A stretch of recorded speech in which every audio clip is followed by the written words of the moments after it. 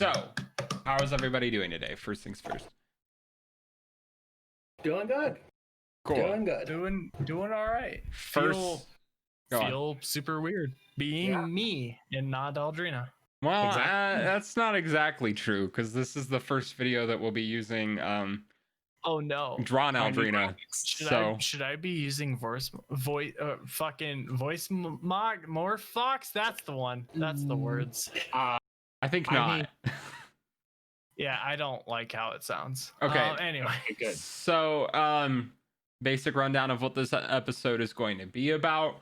We're talking about all the news from the Sony conference as well as the Nintendo Direct as of September 17th, 2020. So first thing I wanted to touch on, we have a release date for the PS5 as well as a price. So first important piece is that the PS5 is going to cost the exact same as an Xbox Series X at $499 for the disc model and $399 for the all digital model. Quite lower than I was expecting. Honestly, yeah. As somebody looking at a graphics card upgrade, I am looking at $400. $500 for a brand new spanking console that has a disc drive and everything like that. I was expecting $600 or $700 this gen. Honestly, Sony, they're doing the thing that they always do with consoles, but they're doing it more aggressively than even normal. That they're selling them at a loss. They do not make money on consoles. They don't care if they make money on consoles. They make it's all about the first party exclusives and the Sony games that they sell at a massive profit. Yeah, for sure. So it's about the DLC. It's about the Do you guys think this is in direct response to the PS3? Like, they're just gonna keep doing what they've been doing now that they learned from the PS3's massive failure at launch? Yeah, I think so. Probably. Look at the PS4. Look at its sales. It's amazing. I'm sure within this console generation, they will be able to start making them at a profit at some point. That's the world of production. They will eventually be making just so many of them. Well, and it's definitely, at launch, it's at a loss, but, a year after launch, hardware prices went down. The stranglehold on the pieces, because the iPhone launches, the console launches, they all have a common thread, and the common thread is that the actual hardware that's going into the consoles, like Nvidia's over here, I can't make 1,000,000 copies of this fucking graphics card for you. Who the fuck has that much warehouse space, right? So a year after launch, it's more at cost, and 2 years after launch, it's at a profit. And console generations these days last for the better part of a decade. So that's an easy loss leader. I mean, so easy. How long have we actually had the PS4 in the I Xbox? will look that up real quick. 7 years? I want to say it was 2013, I believe it 2014. was 2013 or 2014. I was still in high school. November 15th, 2013 was the PS4. I want to see if there's any difference with the Xbox One. The Xbox very similar. I think it launched a little bit earlier, yeah. Yeah, Wasn't I remember 2012? Well, no, it was still 2013, but it was 2013. earlier in the year. It was November 22nd. No, shit, it was later. No way. What? So, that being said, let's go over some of the actual money makers that are going to be going into the PS5. So exclusives that are coming out. First big one that pertains to everybody in this particular call, Demon Souls. Motherfucking Demon Souls. We already so hype. I'm excited to play it for the first time. As a person who has done 1, 2, 3 Bloodborne, I'm working on the Surge, I'm working on finding other games and I want to go find Mr. Bookman and shake him about Elden Ring. I'm just excited to be able to play Demon Souls. It looks pretty. It looks so pretty. it's weird. I hope they do some quality of life improvements to the remake. Same. I mean, Because the original Demon Souls, like, if you feel like you're getting cucked going from Dark Souls 3 to Dark Souls 1, you're gonna feel super omega, like ultra cucked going from Dark Souls 1, not remastered, Dark Souls 1 to Demon Souls. Well, I mean, how much did they put into the Dark Souls remaster? Like, they did add a decent amount of. Yeah, they give you, use item at quantity instead of one at a time. They give us password matchmaking. They gave you sliding up or down ladders, which I never figured out how to use. I don't actually know if that's true or not. Yes, they did. You stop and you hold the X button. Yeah. I believe that was also the case for the original Dark Souls one. I might be mistaken, but I believe that was also the case. But I could be wrong because I never did play the original, I'll admit. They gave us a PC release for the original Dark Souls 1 that was utter ass, and a modder had to fix it. So, that was cool. Yeah. So I'm kind of interested in the fact that this isn't coming to PC. Yeah. So that means that it is going to be a moneymaker, because how much online have you seen about Demon Souls? Quite a bit. Not as much as Elden Ring, but quite a bit. Yeah, and depending on how the release windows, like what the cadence looks like,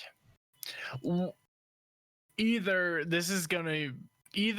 the Demon Souls remake is going to be a very tantalizing option for people that are just like super fucking like just cocked and ready and waiting for Elden Ring, or if Elden Ring releases first, riding the high of that, looking for more content, because like Demon Souls is very old. It was released while I was like a fucking sophomore in high school, something like that.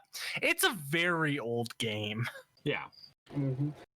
And the servers are down for it at this point. You have to fucking use a mod to play online in Demon Souls on the PS3. I mean, that makes sense. I'm not surprised. In the event that Elden Ring does come out first, I'd be highly shocked, since we haven't heard anything. Yeah, Literally anything. I've heard a lot of fucking hearsay talking about spring 2021, but it is exactly that. It is from allegedly reliable leakers. I'll give it exactly that much. It is from allegedly reliable leakers that they're looking at a spring of 2021 release for Elden Ring. But the fact that it has not appeared in any conference, any stream, any fucking anything, when it's such a hype title, is stupid. There's no way. What you got, Zillion? So, you guys, you know how when Demon Souls coming out, right?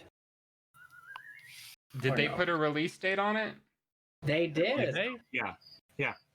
Okay. I don't remember the day. It's coming out on launch day. Okay. I thought so. Is that it was a launch day release. Okay. Uh, It is the first game on this list to be confirmed, $69.99. Mm-hmm. I mean, of course, we're all knowing that most of these games are going to be that $70 price point. So here's my question. That surprised me. I have a question. Go ahead. Demon Souls for the PS3, the original launch, had no DLC. Mm-hmm. That is true. Do you reckon that this $70 launch of the remake of it is going to have DLC? Because I'm betting it does. I don't know. I hope not. I feel like it'd be really weird, because I think the people who would be working on that DLC should just be working on other things. Elden Ring in specific? Yeah. Now, I wasn't going to say that out loud, but yes. Well, we know that another studio is handling Demon Souls, not specifically FromSoft themselves, but the more important thing, I think, is that for all of the re-releases, and by that I mean just Dark Souls 1 and Dark Souls 2, that have had like modified releases have been complete editions, right? So Dark Souls Remastered had all of the DLC already bundled into it. And Dark Souls 2 Scholar of the First Sin also had all of the DLC. Granted, with some really poor changes. It had. I was gonna say I want to. There's this hill over here. And it looks like a very comfy place for a tombstone. Scholar of the First Sin and Dark Souls 2 with DLC are different games. They are. No, they actually are different games. Yeah. That's actually kind of weird for me to say, as being actually Dark Souls. Scholar of the First Sin is my favorite Dark Souls game, but you know, I'll die on that hill if you're gonna die on that hill. I like it more than the original, but they are quantifiably different games. Sure. So, the studio handling the remake is Blue Point Games. They handled the Shadow of the Colossus remake for PS4.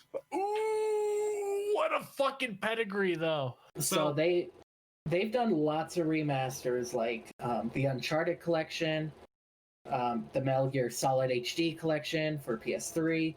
So they're basically a remaster studio. So that is a really good fucking track record for re-releases, though. Oh, that's so good. Both of those are really good. Was it FromSoft themselves who did Scholar of the First Sin?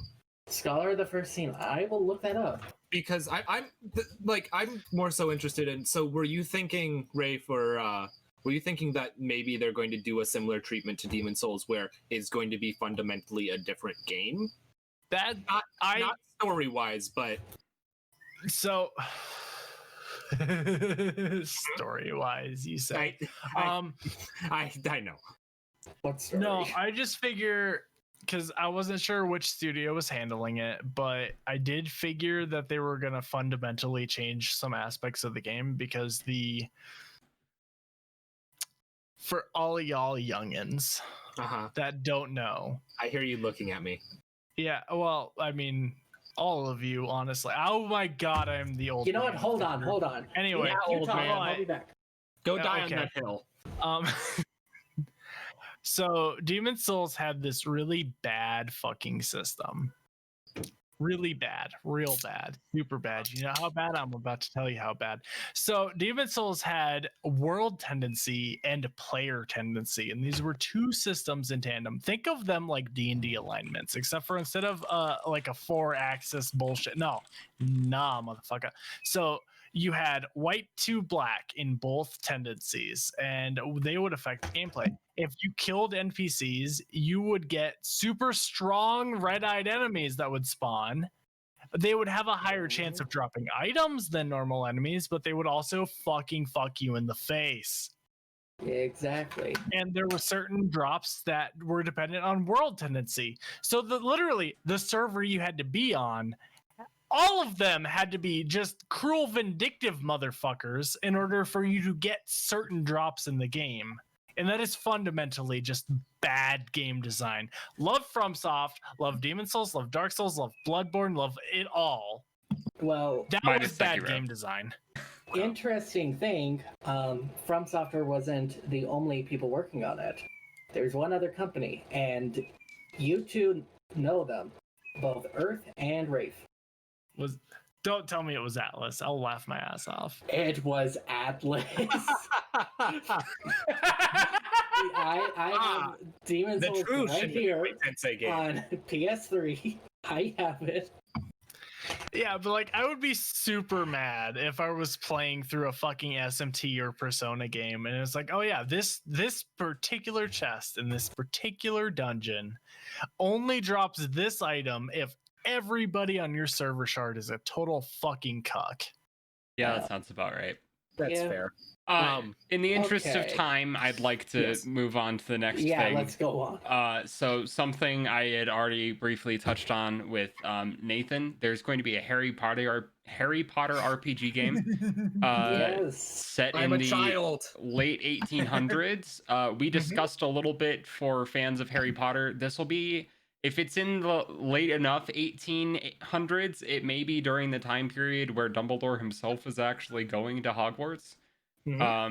So we may see some really interesting, like early stuff that was mentioned in the books, but we haven't gotten to like really explore in depth, especially in video games. As open as the world is, it'll be really interesting to see how that's pulled off. Mhm.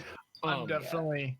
I'm all ears to Nathan's side of the floor. I am There's also a passive name. in the Harry Potter. As a person who has read the books and watched the movies and done most of the things that have come out for this series over time, there are recent things that are more distressing. But for specifically this game, I'm excited to get a thing in this universe that isn't centered around, hey, it's Harry Potter. That isn't centered around, hey, we're in the 21st century Britain or 21st century Wizarding World. I really like the idea of seeing the older style, because we have memorable characters that have been dead for hundreds of years in the actual Harry Potter, or have been dead for 100 years that we might be able to see more of the story for. There are interesting things on what the castle will look like, because some of the areas that are haunted aren't going to be haunted because those people die literally years before. Some of the ghosts. Might just be people.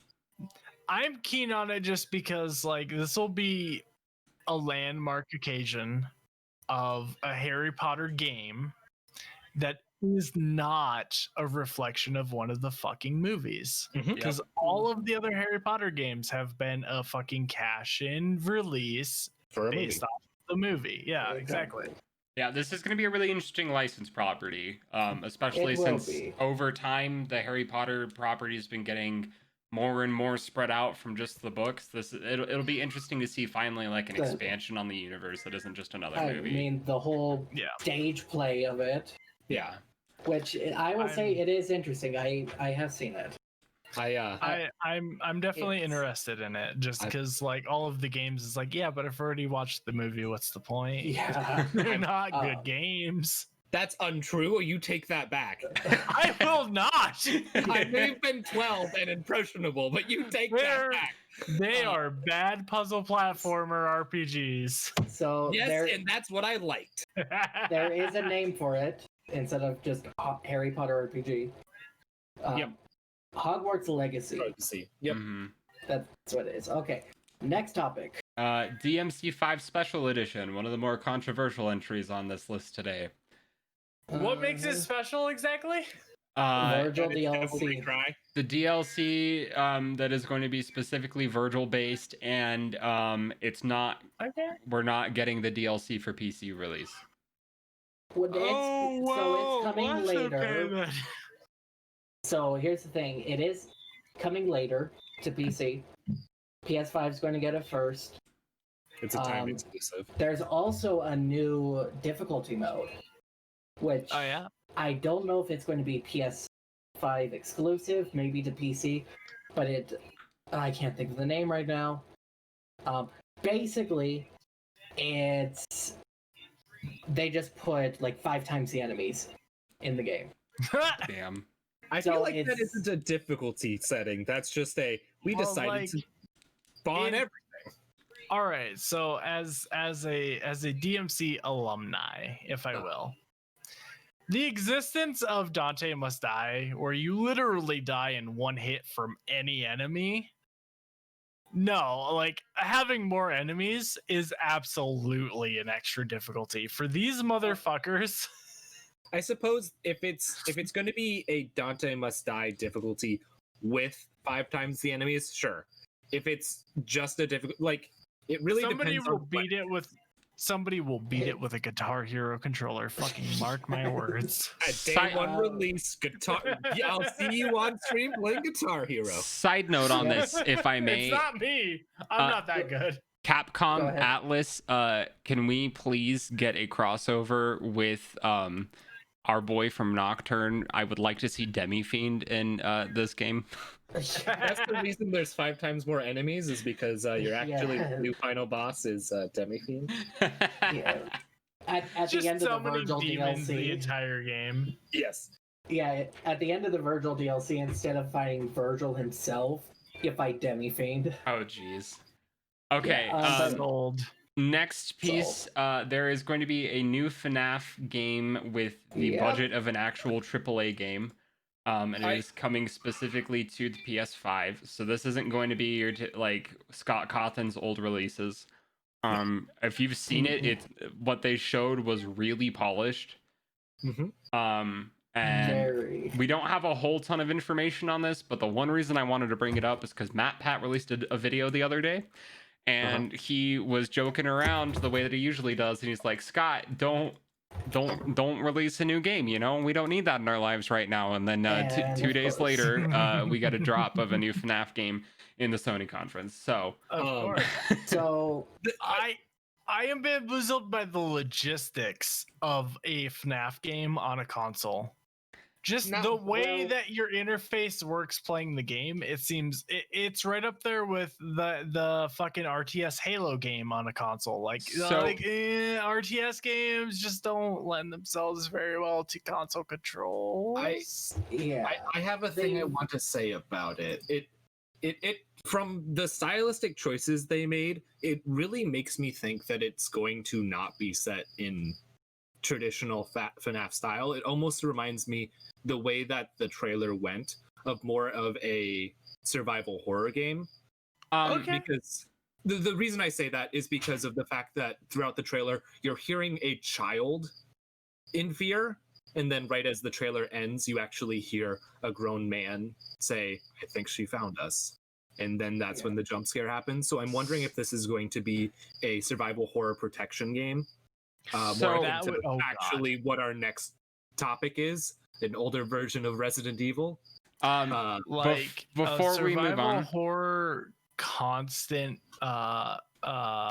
take care of this 5-year-old escort mission. That's what I was thinking. Oh my god, that's happened. So are Resident Evil games just cyclical? Every 4 games we have to have an escort a child fucking game? Is that what's happening? All right, one sec, because I had more I wanted to say on FNAF. So go ahead. Sure. Because I know you guys probably haven't played them all, or probably even more than just the first one if you have. I've played them all with my sister. There have already been multiple different types of play styles for FNAF games. They haven't all been in the security chair doing the like checking around at different windows. There was already FNAF World, which was full of like basically mini games, and it was still like a full entry into the titles and was completely different. And there have been a couple of other entries as well that were like separated from the security guard, or take your pick of whatever position you were playing the role of. There was a sister location. That was the one that really changed it up. But the studio helping Scott with this they're called Steelable Games. They help. So the only game I see that they've made is Five Nights at Freddy's VR. So they helped with the VR game. So they specifically helped with Help Wanted. And Help Wanted was really interesting because it was Five Nights at Freddy's but in VR. And that one was one of the more interesting ones lately because it was basically a compilation of stuff from the previous games. So that also probably means that this one will be on PSVR, because we do know that PSVR is coming to the PS5. No news on a new headset or new controls, but they already said that already existing headsets will work with the PlayStation 5. So we have that as like a glimmer of things to come with it. That being said, you guys already mentioned it. Resident Evil 8 has been confirmed as a game coming out for the PS5. I am not the biggest fan of the Resident Evil franchise, but my roommate is, so I'm sure he's pretty hyped about this one. All right. I want to speak my piece, and then y'all can have your turn, and I will say absolutely nothing. Okay. RE7 was fantastic. The RE remakes have been very good. There's no way that this is a good game. That's all I got. So personally, I hate horror games. There's not a world in which I ever see myself going through and playing this game. From what they're showing, it looks like a good Resident Evil game. It looks like a good horror survival, and just in general, it meets a lot of the criteria. I'm interested in what your what you've seen that you don't think will make it good. Okay, And I lied. I will continue to speak. All right, so here's the thing with Resident Evil. Oh, hey, that's a pretty good game, followed by 2 games that are just bad. Just 5 and bad. 6. Yeah, 5 and And then they'll make a good game. And then, like, as soon as they learn from their lesson, they'll forget it and continue to just fucking with the goddamn fucking. Well, They're so Capcom- frustrating. Because there will be a good game and then there will be 2 really bad games. So, like, the fact that they've released 3 really good games in a row, no way. No fucking way. Could we go for a world record? 4 Resident Evil releases in a row that are good? No. In all fairness, the last 2 Resident Evil games to come out were in pretty quick succession. So, and I don't know specifically what team was handling those, but I'd hazard to guess that it was probably not the main team and that the remakes were handled separately. Probably. I'm gonna look that up real quick. Probably a good idea, because 7 came out like 5 years ago, right? It's been a while. It has been a while. No, Capcom made it. Okay. There was no additional They're- studio. Oh, yeah. Let me look no, at 3 though. Let me fucking- look at 3. Oh, no fucking way. These motherfuckers have been like to Capcom. the grindstone for 5 years now. There's no way. They might have multiple teams working on these as well. Yeah, internally. That's true. Must. Capcom's a big company.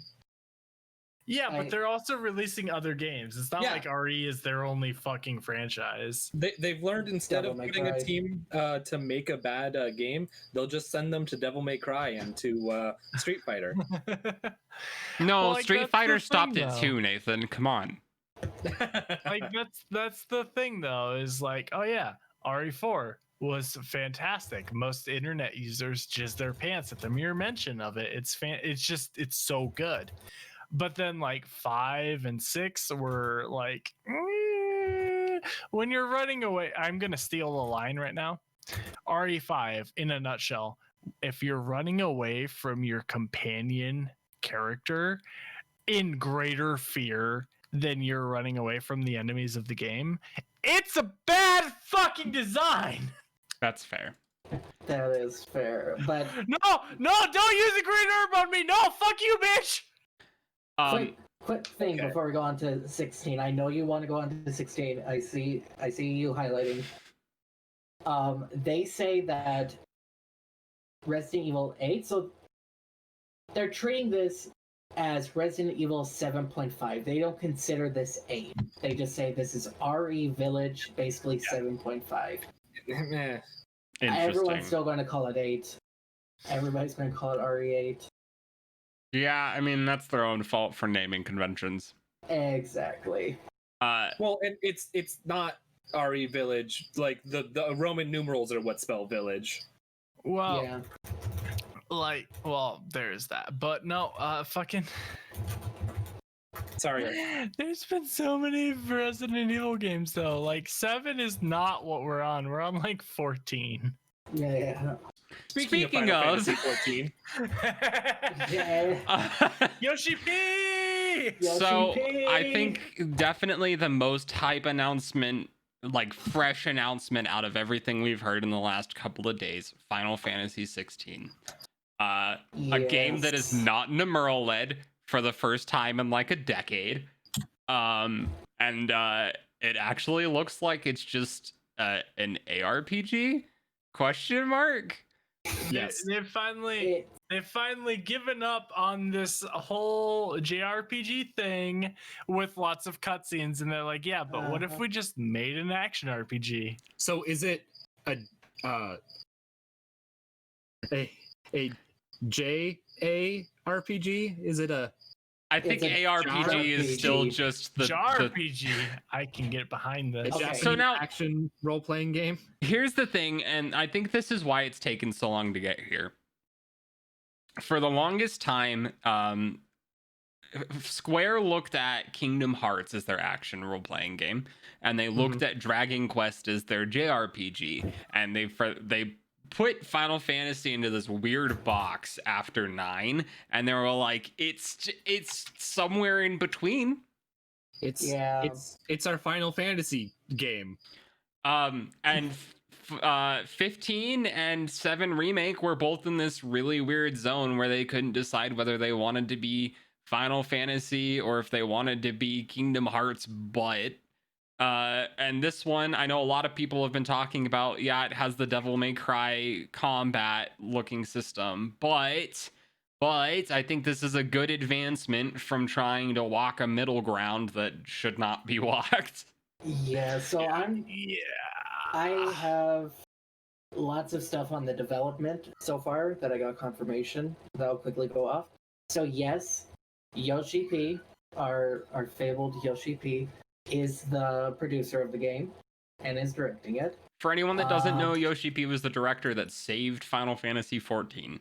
Exactly, he did. The Final Fantasy XIV team is working on the game.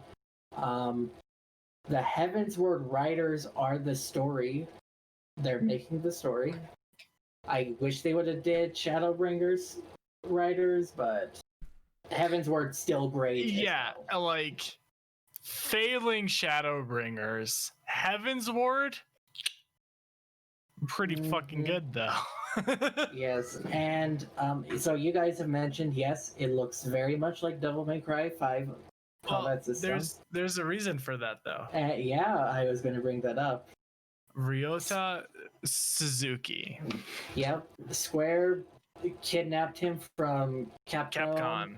Yep. Said, look at this game, make it like DMC5, and he did it. So quote ... is best known for his design work on DMC5 as well as his lead roles on Dragon's Dogma and Dragon's Dogma Dark Arisen. If those are 3 action, or well, technically 3, but also on a technicality 2 action RPGs to follow suit on for a new Final Fantasy game, those are the ones. Mm-hmm. Those are the fucking, like, give it 5 years and there will be a, like, yeah, directly from the producers of Dark Souls and Final Fantasy 16, a new fucking Final Fantasy 17, and I'll just be like, oh, fuck it, there's not enough buckets for my jizz. Mm-hmm. Oh, so A Dark Souls Final Fantasy game, though? Could you fucking imagine? I can't wait for that to happen.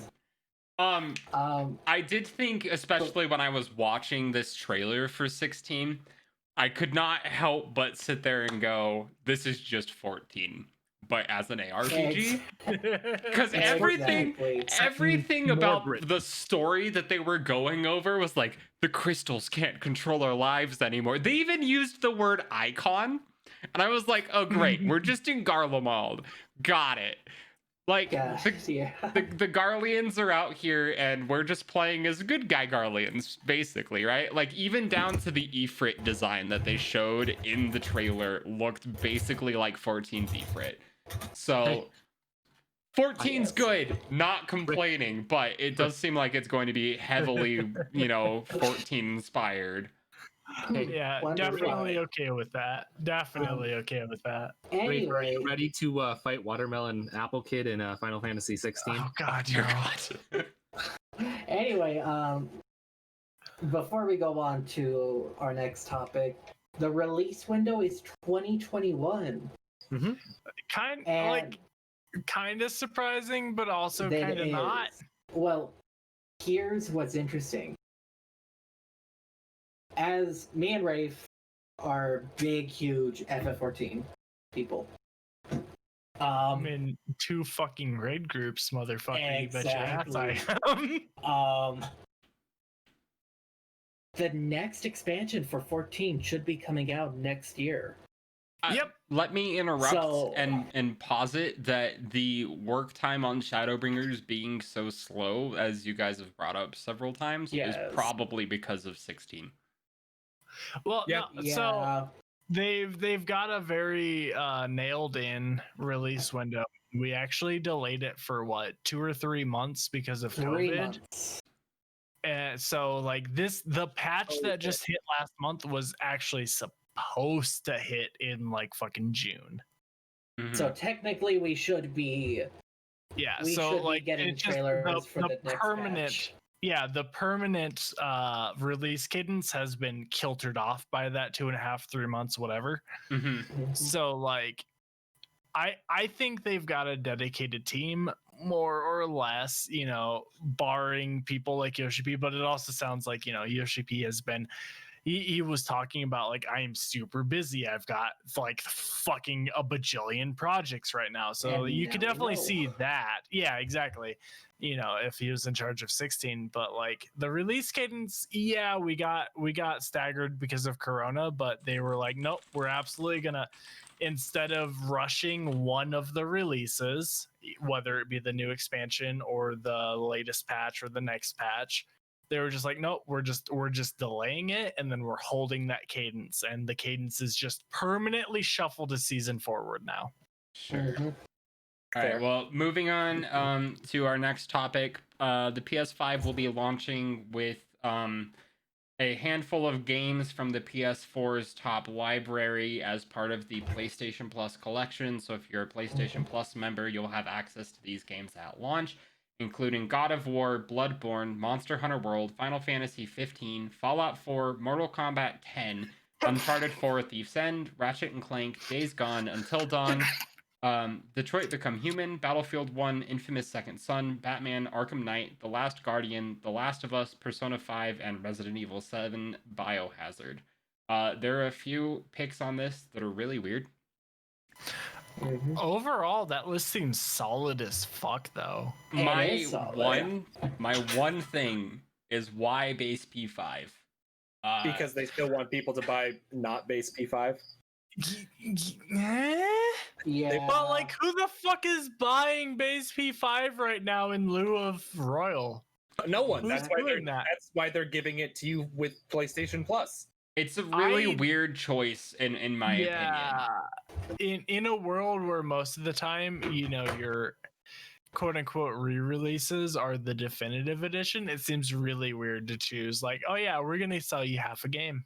Okay, oh yeah, that's not fair. 2/3 of a game. Can I ask a Basically. quick question? Go ahead. Are they with these games? Did they announce if they're giving you the DLCs? Do you get the Bloodborne DLCs? I believe so. I don't see any specific information about it, but whenever they do this with collections or that sort of stuff for PlayStation Plus, as it is now, it's usually the definitive edition on it. Yeah. Personally, I'm hype as Okay. fuck to play Bloodborne on a PS5 with I'm loading same. times that aren't 30 seconds and the DLC. That sounds fantastic. Now, I'm if only it sad ran that I at 60 chose to play, FPS. Bloodborne when I did. That That's being okay. said, For the PlayStation Plus that you were going to pay for anyway, so we could play together, you'll get the DLC for free. So That's true. there you go. I think this is a pretty solid list. I really hope that they put all the Kingsglaive stuff in for 15. Fallout 4 is good. If you got all of the Nuka World stuff for that, that'd also be great. There aren't hell yeah. a whole lot of games that I personally see myself playing. God of War is going to be a good one for a lot of people because they announced there's going to be a sequel to the new God of War timeline, basically. So that's going to be interesting, and of course, having Bloodborne, we're Souls fans. I'm excited for that. Before we go to Nintendo, I need to bring one quick thing up. Sure. I That was was saying, not on your list. I have an addendum I have an to addendum whatever. as Yep. Is it a real thing, the same thing? Hey, you let's Maybe. start. Go ahead and speak your piece, and we'll figure 3, it out. 2, 1. Spider-Man. Yeah, Spider-Man. Fucking did Spider-Man? Did you play the last Spider-Man game? That I watched. I the have Let's a Play of it. special connection to that game because that is the first ever game I platinum. I got very close. I never ended Oh, up man. actually doing it. But Man, I'll bring chat, up two let's quick talk things. about these EP-ins. Oof. I'll quickly go over the Spider-Man game. Based off Miles Morales, it's 1 year after the first game. it is going to release base $50. Yep. So the base game's $50. The Ultimate Edition is $70, but you get the first game remastered on the PS5 as well. That's the thing that I wanted to bring up was how does it feel to know that we're getting another side story Spider-Man game for $50 or the original and this new story, albeit I believe it's a shorter story for It's shorter, but it's still like they said it's decent sized. Like, It's not it's decent short. size. What I'm pulling from this is that we need to record another time and have a conversation about practices with money in the video game industry right now. Yes. Yeah, I know. Make this into a freaking podcast. Why We'll not? we'll do another video about that. Probably not tonight. I know Rafe is biting at the bit, trying to. I wasn't gonna talk about Spider-Man. So real quick, is this where the giant just at the end the giant Ragnarok sign comes up? We're not gonna say anything. Ragnarok just comes up and we move on. Yeah, obviously. I Okay. was So about going to Nintendo. talk about something completely different. Sure. Oh, okay. Say your piece. May I? Yes. Go I ahead. mean, it depends. What do you want to talk about? Okay, so we've seen a very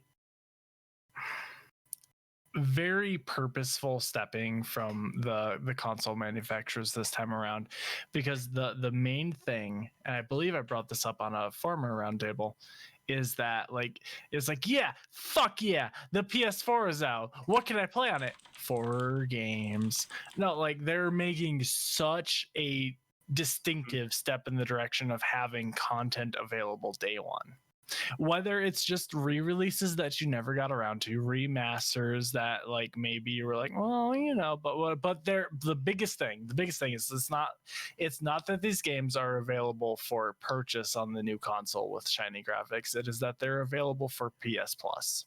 Yeah. They're available for a subscription service that if you're an avid PlayStation player, you probably already have. You just get all of these games. That's a hell of a lineup day one to have on a console, on top of day one actual new game launches. That's really good. That's do have a so list. solid. Yeah. I do have a list of day one launches that are new. Already pre-installed on the PS5, Astro's Playroom. That is a spin-off from the PlayStation VR stuff. Yeah, Demon Souls, Destruction All-Stars. I don't know what that one is. No clue. Marvel Spider-Man Miles Morales, but we were just talking about, and Sackboy: A Big Adventure. And that is Ooh, okay. from Also, DMC5 Special Edition digitally will be at launch as well. Yeah, plus the rest of that roster, like that is Plus For- PlayStation you Plus get- collection. let's assume you get the digital edition, right? Because it's $100 cheaper. Like that's a game and a half. if you've got the digital edition and you've got PlayStation Plus, so we'll just take the, what is it? It's like fucking $10 a month or whatever if you do like Yep. Mhm. whatever increment. It's like $410 For $410, you get like what? 12 games? 10 games? Somewhere in the low double digits of games to play fucking day one on this console. All you've got to do is download them. That's so good. Like compared to, I remember the PS4 launch and we're like, I'm gonna hold off on it for a few months because there's only one game I want to play and there's a whole hell of a lot of nothing else I want to play on this console right now. That's so good. That is a step in the right direction, even if they are It charging is. $70 for games. So I have an interesting question to add to this. We're talking a lot about, right now we're doing PlayStation and next up will be Nintendo, and we're not really going to get into Microsoft very much. But I have a question about Microsoft and Sony here. How do you feel about the fact that we're getting these games with PlayStation Plus, and there's a lot of really cool and good games, but like the Xbox Series X is going to come out with a Game Pass for $10 that you get a similar amount of games, but for $10 a month instead. Like, where do you see? Like, I'm gonna let other people speak to this before I do. If Mhm. I may, I'd like to put this off until we discuss what I threw in the Google Doc. Yes, let's Okay. because I know exactly where this conversation's going to go. So let's hold it off. I do have a quick question for you, Earth. Yes. Do we want to talk about pre-orders now with the PlayStation, or do we want to wait till At after the end. Nintendo? We'll At talk the end? about them Okay, at so the end. I'm ready to go on to Nintendo. Nintendo. I'm okay with moving on. Okay, so first big thing, the Nintendo Direct today was called the Monster Hunter Direct. So everyone I knows see what why. the majority 40% of the fucking lineup. so Monster Hunter Rise, obviously the next big thing after Monster Hunter World. I find it really interesting that they're choosing to make a brand new game over just keeping live content for Monster Hunter World, considering that weird, isn't it?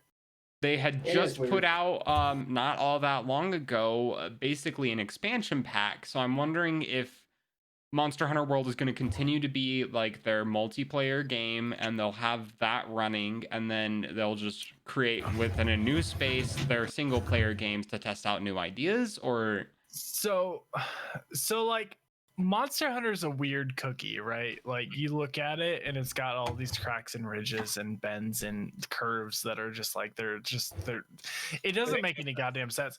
Basically, Monster Hunter solo play is fucking at ever since Monster Hunter Sucks. Try, like even on the Wii, do you remember playing fucking online multiplayer for anything on the Wii? I do. It was Monster Hunter Try, and that is because Monster Hunter is a really bad game to play on your own. So like the concept of a single player Monster Hunter game just baffles me, but the concept of having multiple Monster Hunters running in parallel when they've got a perfectly good one that like it looks stunning, it's got a good fucking weapon balance, it's got everything going for it, including recent releases. Like there are still people on Discords that I am a part of that are actively playing Monster Hunter. speaking of, join the Discord. This seems so weird. Like 2 new Monster Hunter games when World's Yeah. still on top of the World.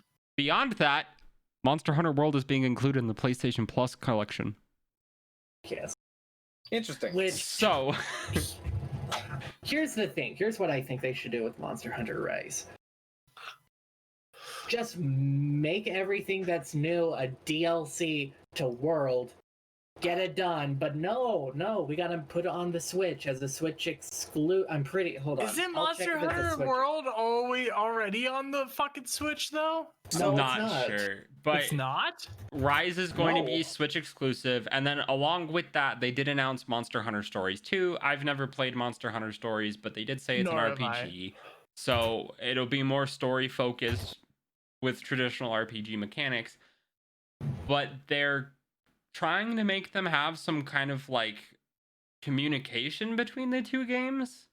They didn't explain exactly what it Yeah, they was, and didn't I don't know explain if that. it's In classic Nintendo fashion, they told us things but didn't explain them. All right. basically. You're going to be able to experience virtual reality with the Virtual Boy. Anyway, like Already? no, everything about this seems so weird because it seems like a world release on Switch on top of like an extra DLC to go with it seems way better than 2 new games. Like from a business perspective, from a player ease perspective, unless like Nintendo must really just be like just fucking making it rain on them right now to make them do all of this for the Switch. I'm wondering what the size of everything in Monster Hunter World is now, and what the like It's coding like that's what I'm wondering, is if they're doing this less for because they want to and more so because it makes more sense due to the Switch has a much more physical limitation on That's its fair. Let me SD check. card. It has a much more limited ability to run, because like if they want to keep Monster Hunter World going, they're going to have to keep upgrading the sort of processing and making everything run as smoothly as possible, and that's going to be a lot of power that's needed if they're going to try and push it onto the next gen consoles. The Switch was this gen consoles. Like, It so wasn't even really this gen console. It's a wonderful system. Monster Hunter World is a pretty it's a pretty game, right? But like Skyrim is still a pretty game. And it's got a lot more just actively loaded world content than Monster Hunter will ever have, and it's on Switch. I guess. I'm just interested in what the actual size of what Monster Hunter World is. I unfortunately do not have it installed right now, so I have it installed. I will quickly look that up. Do you have? I went to my Steam installs and I didn't see it. I was like, oh no.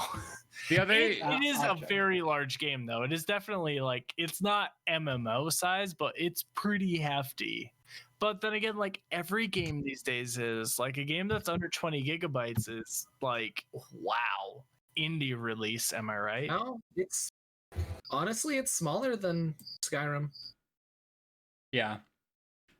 Kind of figured. And So most of it is instance based anyway. So I'm very baffled by this decision. if I had to make a guess as to what is really going on here, the other thing that they announced was that there were going to be amiibo, which amiibo might as well be toy sales. They're toys. Oh my god, Monster Return of Hunter Saturday. player character on fucking Smash Oh my Brothers God, with stop it. 8 different skins, 4 of each gender, If I using might, a basic bitch fucking longsword like most Monster Hunter players do. I'm fucking, you can't see me doing this. I fucking see you. the other thing too, though, by the way, for anyone that doesn't know, Rathalos is already in Smash Bros.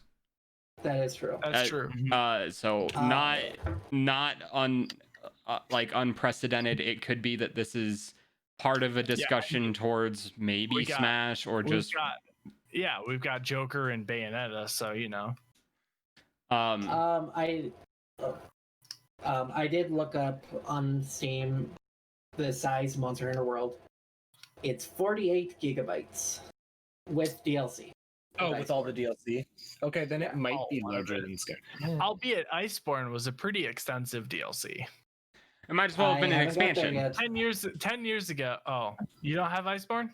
I have it. I just haven't got to that point. Okay, it is like, in terms of DLC, you can consider Iceborne to be 10 years ago. It would have been called an expansion. Mm-hmm. It's pretty intensive. It adds a lot of stuff. It adds a lot of new maps and stuff. So like, it is pretty hefty. Okay. Moving on, just for the sake of brevity. Next thing, I don't specifically play these next 2 games myself, but Disgaea 6. Any comments? Hi, that's me. Go ahead. Disgaea 6.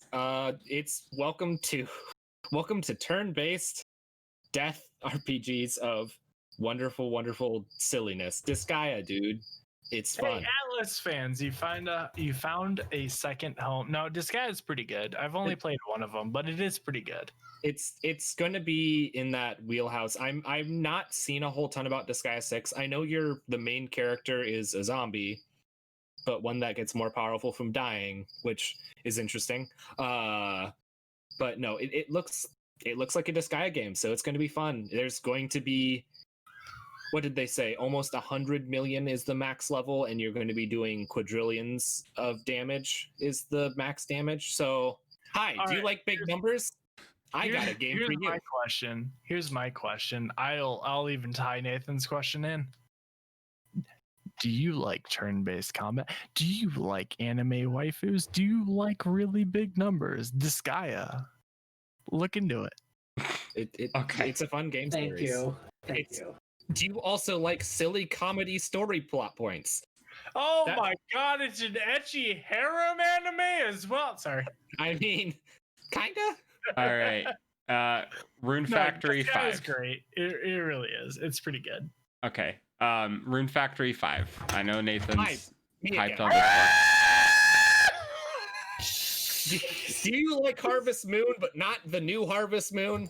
Do you like combat simulators. Do you like marrying your waifu and having children while raising people on a farm? Well, I have a game for you. Welcome to the Midwest. Yeah, oh my god. It's so real. I really like the Runefactory games because it adds that Harvest Moon-esque style while adding combat.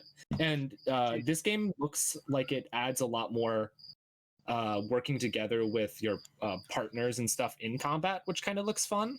Ooh, that sounds hella good.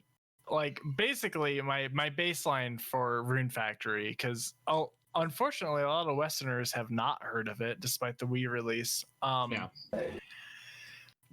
So have you heard of a little game called Stardew Valley? It's that, except for it's not fucking 16-bit. Yeah, it's actually it's Stardew the anime. Or actually Stardew was Runefactory the 16-bit. That's fair. The other thing is that Runefactory 4 released on the Switch as well. Yep. And there are a couple of other ones that they released about a year ago. So if you're interested, there are a couple of other Runefactory games to look into on there. If you like Harvest Moon, but you want a little bit of action RPG to go with it, Runefactory is just like, it is directly up your alley. Look into it. It's very good. It's very good. All right. The stories are fun, and it's once again also kind of a silly game at times. Oh god. Next one specifically appeals to me. Ori and the Blind Forest and Ori and the Will of the Wisps are both coming to Nintendo Switch as of today. Wasn't Ori and the Blind Forest already on Switch? Not sure. They showed two separate cases when they were doing the thing. Either way, I think that was just a special edition if you wanted to get both. Okay, well, Ori and the Will of the Wisp on Switch as of today. And I believe it was with DLC. So Ori is available. If you like your Metroidvanias, this one's pretty. Go play it. Next thing, basically what we were going to touch on for the end here is that everything's sold out everywhere. Yeah. You know those things we told you to go buy? Good luck. Yeah, good luck. Thanks, Sony. I do want to point out, just right before we started recording, I did see an article online that certain retailers were adding more pre-order stock available. I'm not sure if that's going to be, you're going to get it a few days later, which I could easily see, but it looks like they're not fully sold out yet. So keep refreshing Walmart.com, keep refreshing Target.com. Just keep hammering that refresh button until you see an option and just get it right away. Slam that refresh button. Because I don't think it's going to be easy to get a pre-order in for any of these. Because with the world in the state it's in right now, people are desperate. Everybody is like, our entertainment is inward focused. Yeah. And I know we've talked about the PS5 pre-orders, and then the next topic is you know what the best thing is? Speaking on, I want to touch on the PS5 pre-orders. I'm going to touch on it as well. But go ahead, Rafe. So the PS5 pre-order was actually an application to be able to pre-order the PS5. Yeah. It wasn't even just a straight like, hey, I'll give you money if you give me a thing. It was like, hey, I would like to give you money if you give me the thing. Okay, so that was on the PlayStation website, which I signed up this morning for it. I still haven't got like a confirmation saying like, oh yeah, you're on a list, which I was expecting I'd get one. Nope, didn't even get that. That's because you're not on a list. Yeah, I'm not on a list. But anyway, I don't pre-order fucking anything these days, so I missed out on it a month ago. I will see the PS5 like 6 months after launch, I'm sure by now. Sure. My plan is to go to my local GameStop and pre-order. I was hoping pre-orders would start next month, because then I will go to my local GameStop and put the pre-order in, because I'd have the money for it. but So that seems unlikely. I'm just gonna kind of blaze through these next two because they're tangentially related and it's mostly tech scenes. So we're computer gamers primarily, but we also play on other, consoles as well. But big one, We're the gamers. RTX 3080 sold out already, and it came out today. As well as I am clearly into the VR scene. The Oculus Quest 2, the 256 gigabyte version of it already sold out. So and the Google Doc, you guys can see this, but I'm wondering if this is more of an artificial limitation to try and stir up sales and media attention, or do you think that this is due to COVID and lack of resources right now? Because we did see a similar situation 3 years ago with the Switch. Yeah. Also, not And just there's that, currently- but at the beginning of the year, what was the other Oculus that was just like you Uh, couldn't even Quest? put your money into it You for couldn't- like fucking 3 months? So you couldn't get any VR headsets from any company for most of the year, and it's still now. Facebook has actually gotten rid of the Oculus Quest and the Rift S from their website. The only VR rig you can buy now from them is the Quest 2. And like, so I'm thinking I could easily see it being a like a kind of a publicity stunt, like, oh hey, look how fast this sold out, must be great, right? But like at the same time, seeing how 2020 has treated VR in particular, it might be a supply chain issue, especially with the 3080, which I'm sure the fucking Oculus isn't running, God forbid. But like just seeing how a lot of hardware releases have gone this year, because AMD had their 3rd gen CPUs as well that launched back in like, what was it, June? I think it was June or May, and like those motherfuckers sold out instantly as well. I think it's really just people have spare money, courtesy of some different, especially in America, political things Stuff. and like the market is there, but the other half of the market can't produce the goddamn components fast enough. I think it's a little bit of A, a little bit of B. Yeah, and I think there's a lot with bot buying. People will go online, buy with bots. For Be the first scalping ones to get them. purposes. Yeah, and then sell them on eBay. Yeah, you're not wrong. That's for sure. And yeah, as we were mentioning, like this year, there was even a Switch. Like in the summer, there was a There's still a hard to Switch get a shortage Switch. right now. Yeah, there still is. I recently sold a new 3DS that I had, and the local shop that I was talking to, they told me that they were sorely needing consoles because they couldn't get a hold of it. So I'm hoping that there's a turnaround soon. Of course, we have to deal with COVID just as it is. But it looks like this may continue to be a problem for a little bit, where we're gonna have a lot of problems with supply. Trying to get these new consoles, trying to get these new graphics cards, trying to get the new VR, and that could be a real problem for the tech industry because they're not going to be pulling in as much money from sales if they can't sell as much. So I'm actually, now that we know that these are coming out this year and we have a price point and we have all that, I'm almost kind of interested in when these were starting to be produced. Because like they've been starting to been made at least for a month now, if not longer. Well, and one of the things we need to keep in mind with both the PS5 and with the Xbox Series X, and I need to check the release date on the Quest 2, but at least October the consoles are scheduled for holiday release, basically.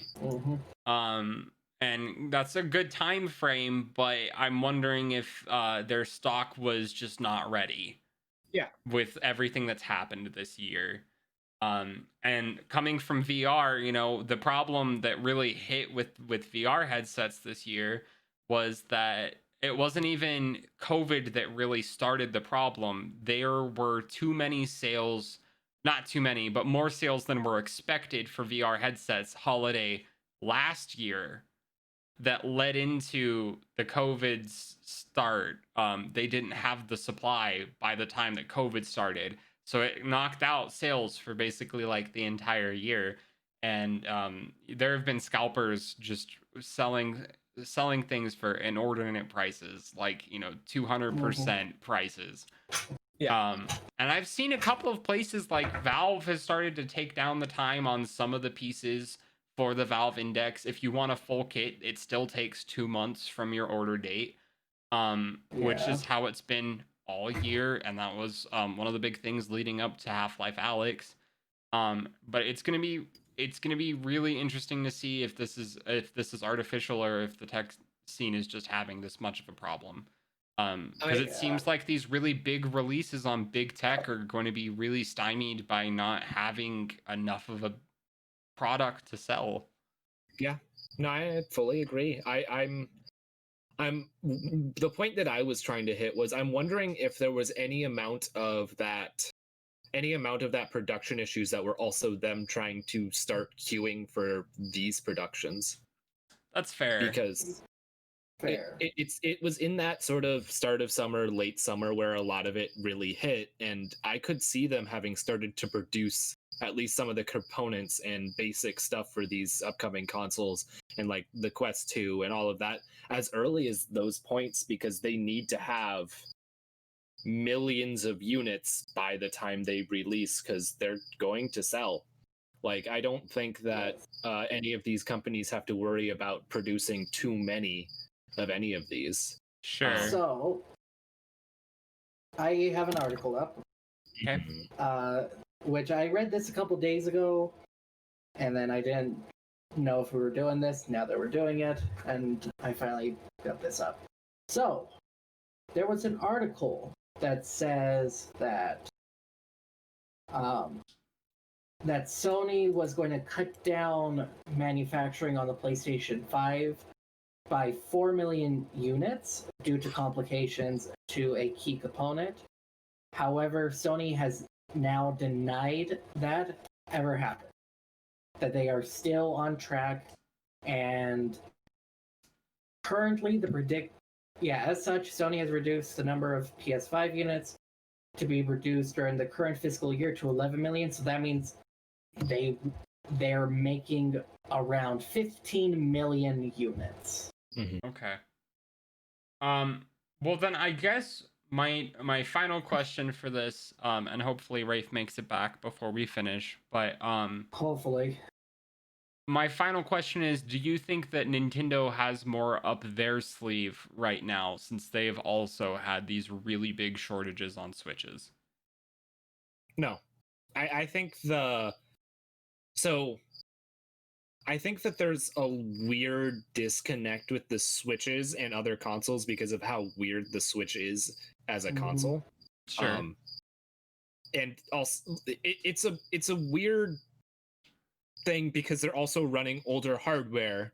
You would think that it'd be easier to get, but I'm almost wondering if, because of the newer things that are coming out, if a lot of the places they would have went for that older hardware has been switched over to producing stuff for the Xbox, for the Quest, for the PlayStation, for just everything that's coming out. And if it's harder for them to produce just because the tech industry, as you say, is really trying to push, hey, it's going to be holiday season, we need millions of each one of these things because we're going to sell millions of each one of these things. Sure. So you think Xbox and Sony was more of holiday season, whereas supply chain issue is the real problem for Nintendo then? I could very easily see that. I think there were supply chain issues for Sony and Microsoft as well, but I could see it being a combination of stockpiling for the holiday season for them, whereas Nintendo doesn't have that problem. I think they more have the problem of a lot of their supply chain got cut out from under them, because I'm sure Sony and Microsoft are going after all of the factories as hard as they can to try and get things produced, because they really, at this point, they don't care how much the PlayStation 5 or the Xbox ends up costing them to make. They just want to get as many boots in the door as possible, because the more of those they get day one, the more push they can get onto developers, the more push they can get onto their customers. And I mean, going into like the PlayStation Plus and Game Pass for Xbox, the more they get those out, the more they can start recouping that, whatever that loss is, because you're paying $10 a month for something, or you're paying the cost on Sony's side. It's going to be very easy to, how do I put this? It's going to be very easy for them to recoup their cost on that, because as we said, the current console generation is 7-8 years long. If they get it in your door day one, they're going to be making probably $200-300 after on every person that decides to get their subscription services throughout time. So the sooner they get it in their house, the sooner they can start recouping those costs. Part of me wonders then if that is the reasoning for Nintendo's artificial limitation on stuff like Super Mario 3D All-Stars. Because they, even on digital release, said that they were only going to be selling that through January. And it's starting, I know my roommate pre-ordered it and he's getting it tomorrow. So its sales are going to be going through holiday for this fiscal year, and I'm wondering if that's Nintendo's play to try and keep up with artificial limiting driving sales to get them through this season, to get them through which actual limiting they have. On another time, I really want to talk about Nintendo as a company and how what they've done for this year, because it's like, yes, I get there's COVID, but we really haven't seen that much on their first party stuff. Sure. But put that down. I do want to talk about that on a later date. So I think for now, let's go ahead and finish this discussion here. This is gonna be an hour-long video. So I think that there's a lot of interesting stuff to talk about, some new ideas that I feel like we really should have other videos on, and this gave us some ideas on where to go. Anyone watching, please let us know what you think of the new channel graphics, if you preferred seeing our faces for the roundtable discussions, or if you like it this way. Any critique, anything will help. If you have ideas for stuff you'd like to hear about from us, let me know in the comments down below. If you had a good time, if you enjoyed listening to us talk, if you have stuff you want to let us know, let us know by liking the video, subscribing, and ringing the notification bell. I'll let each of you do your sign off. Hi, I'll start. Nathan. I am LordInkDeath27 on twitch.tv/LordInkDeath27. I stream video games. I know that's a big shocker. We're talking about video games and I play them. Weird. I also end up doing these discussion videos with Earth and generally pal around in the Bondfire Discord. Hey, join the Discord. I have a quick friend to throw it over to. It's my good friend, twitch.tv/KittyGoRoar. Twitch.tv/KittyGoRoar. Twitch.tv/KittyGoRoar. Oh my god, the meme has persisted into this other Discord entirely. I'm shocked. Actually, I'm not that shocked. I am surprised. But hello, I am Kitty Go Roar, and this is not the voice that I have been using lately for my streams, but that is fine. I am your local resident, I know, redundant, cat girl, and I stream video games. So fucking surprising! But I bet it's hard to make video games. Up and coming VTuber, I guess. I'm around, and you know, if you want some cat ears and tits in your life, you could do worse. Last but not hi. least. I don't know how I will follow that up.